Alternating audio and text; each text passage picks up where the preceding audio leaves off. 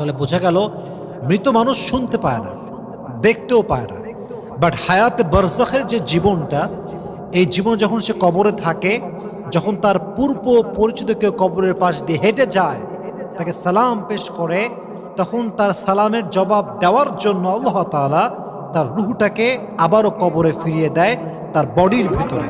ফলে সে সালাম শুনতেও পায়, আবার জবাবও দান করে। সুবহানাল্লাহ পড়ে। তাহলে সারাংশ বোঝা গেল, মানুষ মূলত মৃত্যুর সঙ্গে সঙ্গে তার সমস্ত কিছু লোপ পায়, পুরো বডির শক্তি একদম এটা আর অ্যাক্টিভ থাকে না, এটা দিয়ে আর কোনো কাজ হয় না, হাত নড়ে না, চোখ দিয়ে দেখে না, পা দিয়ে চলতে পারে না, সব অকেজ হয়ে যায়। তবে যখন তার হায়াতে বারজাখের জীবনে সে থাকে, তার কবরের পাশ দিয়ে কেউ হেঁটে গেলে সালাম পেশ করলে সে সালামটা শুনতে পায় এবং জবাবও দেয়। সুবহানাল্লাহ পড়েন। আল্লাহ আমাদের সবাই যারা